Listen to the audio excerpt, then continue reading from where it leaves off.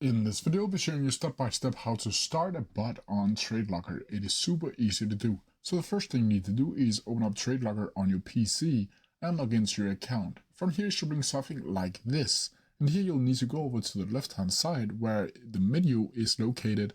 And here you can see the bots panel. Once you click on that, you'll see and go over to active bots. And then from here you can see for me there's no active bots, but I have a launch bot down here. Once you click on that, this page is popping up where you can select the bot that you want to launch. You can add in instruments to what it's going to trade. You can select the resolution, the allocated margin, and down here you can also add the advanced parameters where you can add in the period and the quantity.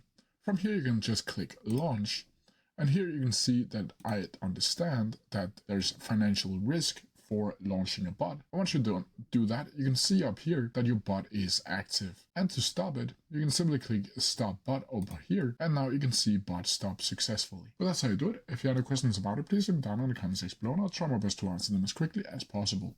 See ya!